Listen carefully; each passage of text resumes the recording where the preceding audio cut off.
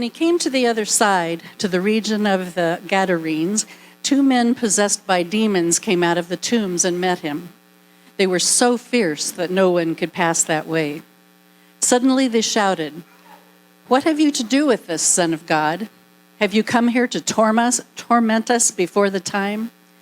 Now a large herd of swine was feeding at some distance from them. The demons begged him, "If you cast us out, send us into the herd of swine." And he said to them, "Go." So they came out and entered the swine, and suddenly the whole herd stampeded down the steep bank into the sea and drowned in the water. The swineherds ran off, and going into the town, they told the whole story about what had happened to the men possessed by demons. Then the whole town came out to meet Jesus, and when they saw him, they begged him to leave their region.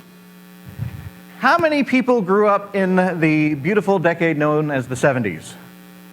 I know if you don't raise your hand, you're much older than that. But I grew up in the 70s, and it was a wonderful time. If you're younger than that, we had, when I was growing up, about 3 channels on television. I think that was about it. You had PBS, you had CBS, ABC, and NBC, right? So 4. And the local, I think it was the NBC channel, local channels at that time would have local programming.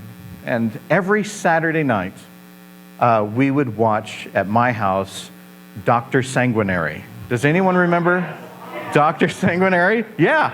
It was out of KMTV 3 in Omaha.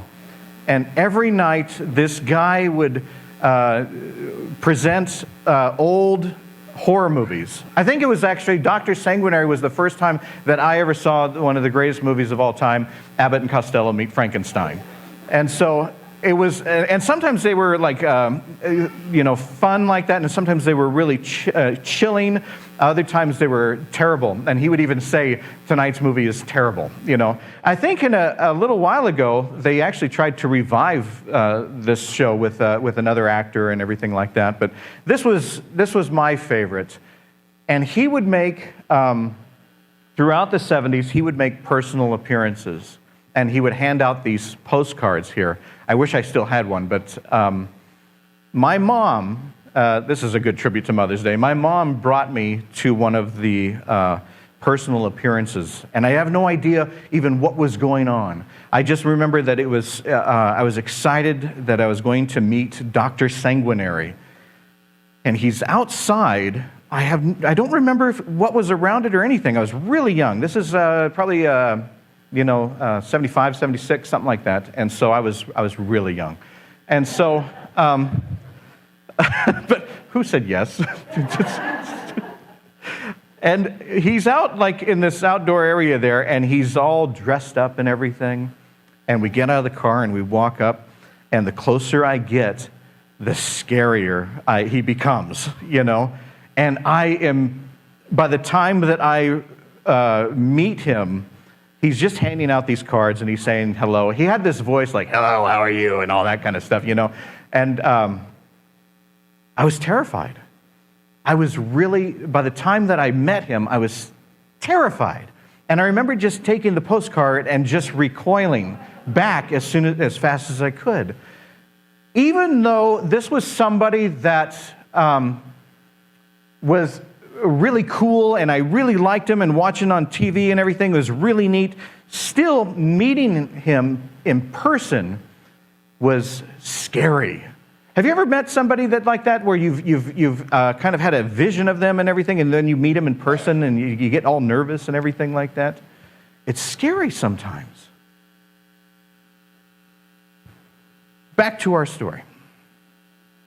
Jesus and his disciples have crossed. Last week we talked about how he calmed the stormy waters. The stormy waters have calmed, and now they are reaching this kind of other part of this coastal line, this island. And among the island are tombs, not unlike this, really. And living among the tombs, this is a graveyard. Living among the tombs are 2 people, 2 guys And the Bible says they are possessed by demons. The demons that they have is rage and anger, and they are violent, and they scare everybody that comes near. People that have approached this place before have left because of these two folks. They are just vicious. And Jesus approaches them, and you know the disciples are a little bit nervous about this. But the two guys, they see Jesus coming. This one guy coming. And they come down to Jesus, and they bow at Jesus immediately. And they refer to him, one of the first to refer to him as Son of God. And they say, "Are you here to torture us?" It's soon realized that what's speaking through these two men are, the Bible refers to them as the demons speaking for them. I don't know what your thought is on demon possession and all this kind of stuff, but I think that sometimes we are possessed by violent nature. Sometimes we're possessed by anger. Sometimes we are possessed by things that forbid us from getting close to people. And that's what was happening with these two guys right there. And they see the Son of God, and they say, "Are you here to torture us?" Immediately, they know, even in their rage, they know that this person that has crossed over to here from the water has the power to do whatever he wants to them.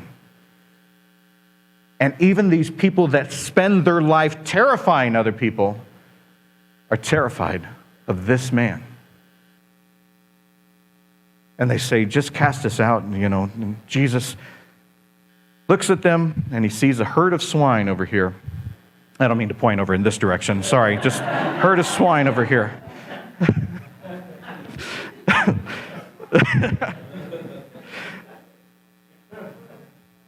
And he takes the demons and he throws them into the herd of swine. The swine just go nuts, and they are just filled with all of this fervor and this rage, and they just take off, and they fall to their death. Instant bacon. Now, by the fact that there was a herdsman, it was herdsman at the time, herdsperson, he was herding, he heard of swine, he was there. Oh boy, talk about walking myself into a corner. He was there, and he sees all of this happen, and he runs off to the village to tell people about it. Now, by the fact that we have this person that is herding hogs at this time, we can surmise that this is not a place of Jewish people, because Jewish people, no bacon. You can't even look at a pig. They couldn't even watch the Muppet Show because Miss Piggy was just wrong. So we know that this is a people that the religious traditions is probably not something that they're probably aware of it, but they don't practice it. They don't know that much about it. And so the villagers are told about what's happened, and they all rush to Jesus. They see that the two guys that used to be these horrifying images, horrifying, are not any longer.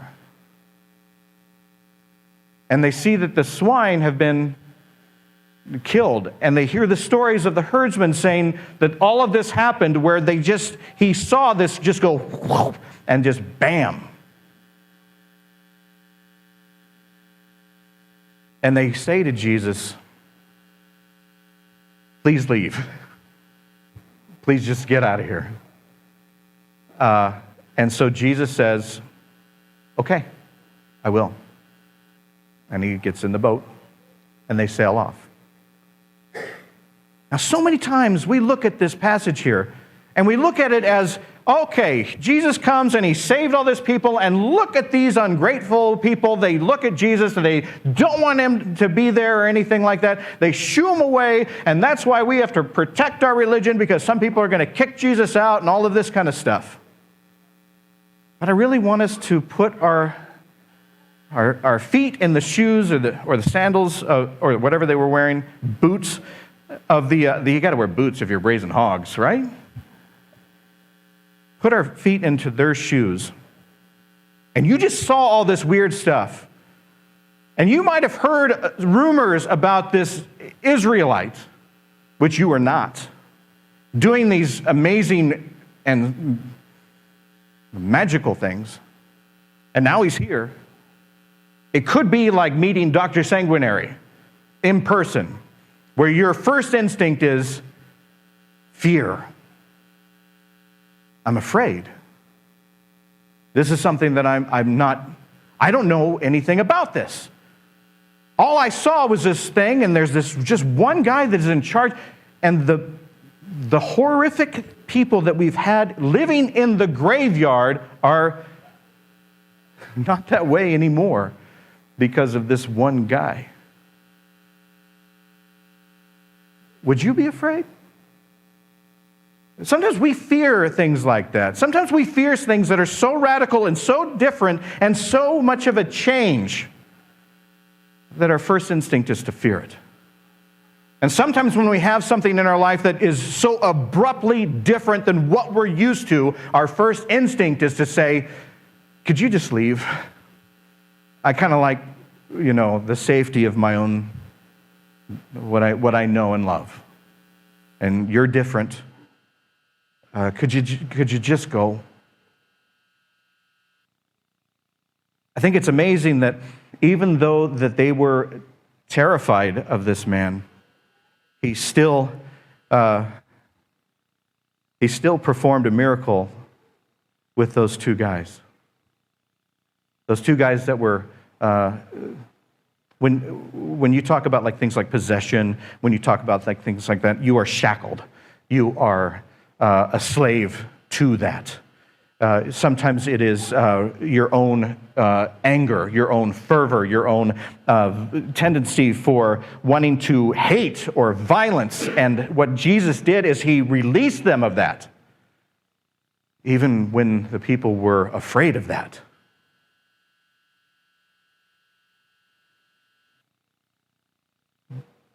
That was scary then, and sometimes it's scary now. We don't often talk about the scariness of Jesus, but Jesus can be scary because Jesus speaks of something that makes a lot of us uncomfortable. A lot. As much as we like to say that we are Christians, we follow Jesus Christ, our motto is to love God, love ourselves, love our neighbor. We love that kind of stuff, but as minute we go to the store and we see somebody that just bugs us, we don't want anything to do with them. Suddenly we forget that. Or sometime we're in traffic, and we think that our life is perfect and we're fine and everything, and some idiot cuts in front of us, and we think, that is part of the problem. And sometimes we see people that are just different. Different from us, different from what we were raised, different from the way we look. Our inner bubble, our inner circle, our own island.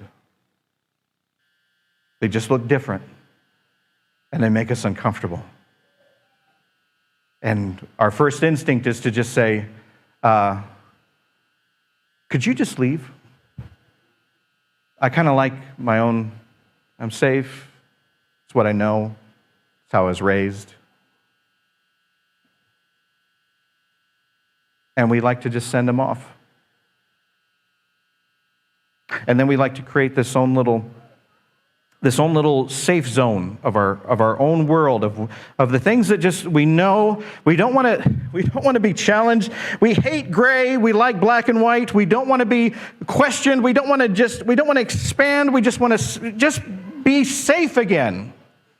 And even today in this world, we have people arguing this way, and we have people arguing this way, and we have wars, and we have fighting, and we have differences of opinion. We have all of this kind of stuff, and we just want to recoil back, and we just want to be safe, and we want to tell everyone else just to get out and just leave us alone.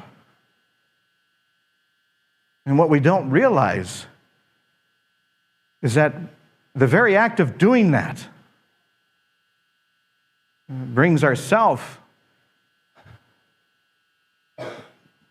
almost our own sense of death. Because the minute we start doing that with us, we stop expanding. We stop learning more about other people. We stop going more. We stay still. We stay there. We stay in our own tombs. And we don't go further. I don't want to hear your opinion. I don't want to meet you. I don't want to learn more. I want to stay where I'm at. I don't want to expand. I don't want to go into a gray zone. I want black and white. And our life stops. And then when Jesus comes in and teaches us, they will know that you are my disciples by how much you love each other. When Jesus comes in and says, love your enemy. When Jesus comes in and takes people that are not even allowed into the city limits and goes to them and heals them to bring them in to where they can be accepted and loved, well, that scares us. And sometimes we don't even know it. We don't even realize it. But sometimes when Christ is calling us to love one another, to be there for one another, to be a community of people that care for one another, we're asking him to get off the island.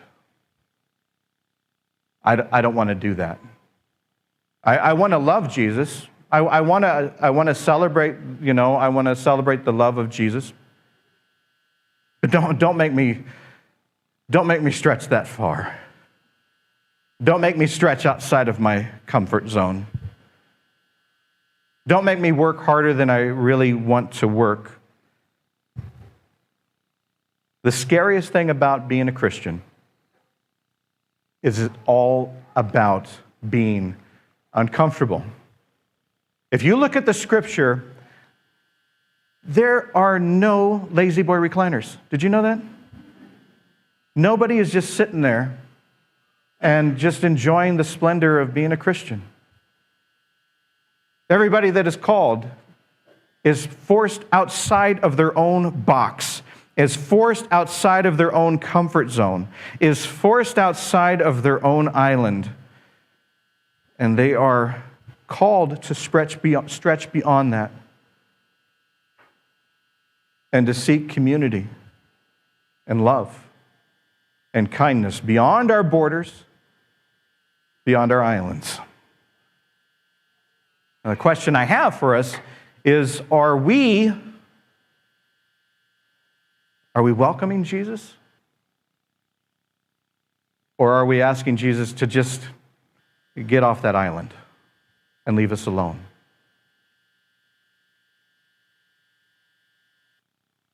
Many times we can be like the two guys that were possessed. Many times we can be angry. We can be filled with rage. We can see the people that are different or that disagree with us as villains.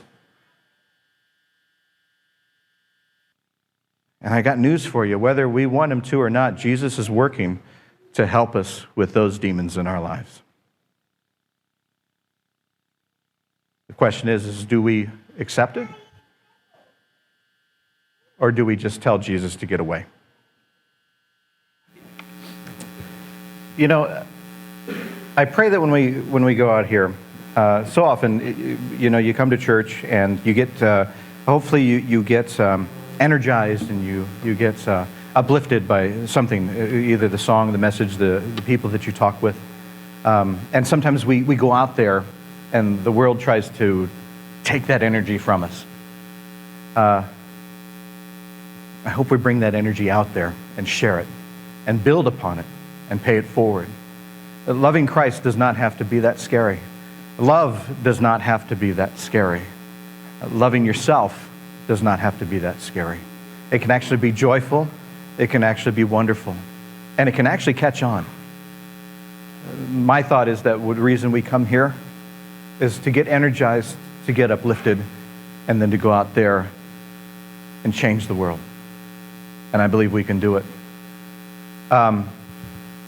About 2 weeks ago, I got a call from a Methodist conference in Pennsylvania, and they asked me to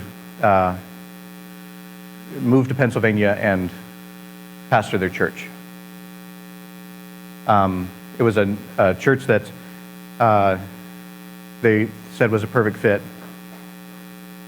I told them no.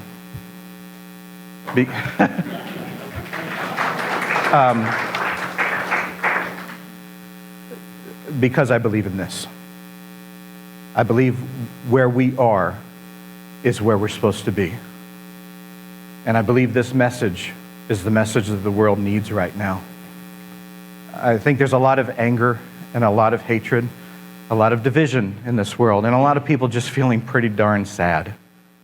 And my prayer is that we can come here and feel joyful, happy, challenged in some ways, but moved in others. And I pray that we can just take that and minister to the rest of the world. So I'm glad that you're here too. Let's not fear it. Let's go out and celebrate it. Love God, love yourself, love your neighbor.